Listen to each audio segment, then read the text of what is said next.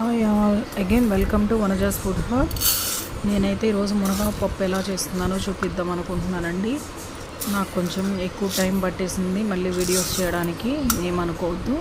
నేనైతే 1.5 కప్పు కందిపప్పు తీసుకున్నానండి కుక్కర్లోకి.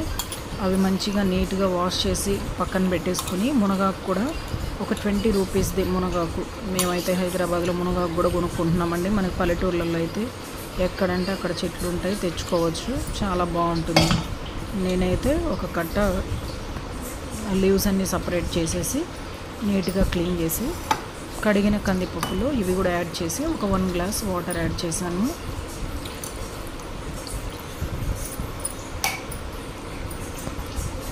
అంత ఎత్తిందుకు ఎత్తుతున్నారు. దీంతో పాటుగానే ఒక 2 టొమాటోస్, ఒక 4 పచ్చిమిర్చి, ఒక పెద్ద ఉల్లిపాయ కట్ చేసి మునగాకుతో పాటే పప్పులోకి వేసేసుకోవాలి. వీటితో పాటుగానే కొంచెము సరిపడా పసుపు, కొద్దిగా చింతపండు సరిపడినంత యాడ్ చేసుకుని కుక్కర్ స్టవ్ పైన పెట్టేసి స్టవ్ ఆన్ చేయాలి. 3 విజిల్స్ వచ్చే వరకు వెయిట్ చేయాలి. 3 విజిల్స్ తర్వాత మనం స్టవ్ ఆఫ్ చేసి పప్పులోకి పోపు రెడీ చేసుకోవాలి. చూస్తున్నారు కదా, ఈ విధంగా ఒక 2-3 టేబుల్ స్పూన్స్ ఆయిల్ వేసి ఒక 2 ఎండుమిర్చి, కొద్దిగా పోపు దినుసులు, తాలింపు, ఒక 4 వెల్లుల్లి రెబ్బలు, కొంచెం కరివేపాకు వేసి పోపు రెడీ చేసుకోవాలి. పోపు వేగేలోపు మనం పప్పునైతే మెదుపుకోవాలి.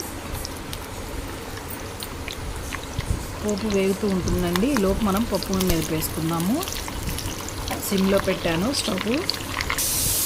ఇప్పుడు పప్పును మెదిపేటప్పుడే మనం ఇంతవరకు సాల్ట్ యాడ్ చేయలేదు కదా, కొద్దిగా సాల్ట్, కొంచెం కారం యాడ్ చేసి రుచికి సరిపడినంతగా మెదిపేసి పోపు ఇందులో యాడ్ చేసుకోవడమే.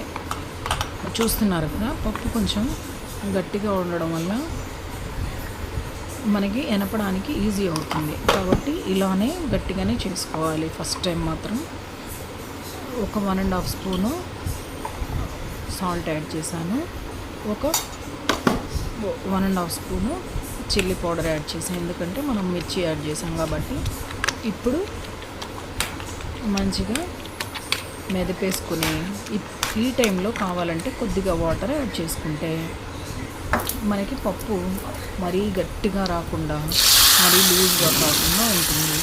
సరిపడినంత వాటర్ యాడ్ చేసి స్టవ్ మీద పెట్టి ఒక 5 మినిట్స్ ఉడకనిచ్చి మనం పోపు అందులోకి వేసేసుకుంటే మనకు గుమగుమలాడే మునగాకు పప్పు రెడీ అయిపోతుంది.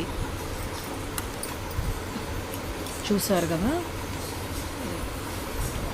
కొంచెం అలా వేడి చేస్తే, ఎందుకంటే మనం ఇప్పుడు లాస్ట్లో కొన్ని వాటర్ యాడ్ చేసాం కాబట్టి. చూసారా, పప్పు అలా కుతకుతలాడేలాగా ఉడకనివ్వాలి. ఉడికిన తర్వాత స్టవ్ ఆఫ్ చేసేసి మనము సర్వ్ చేసుకోవడమే. చూసారు కదా, వేడివేడిగా అన్నంలో మునగాకు పప్పు సర్వ్ చేసుకొని తింటే చాలా అంటే చాలా టేస్టీగా, ఎమ్మీగా ఉంటుంది. ఓకే అండి, thank you so much for watching my video. Please do like, share and subscribe my channel. Thank you so much.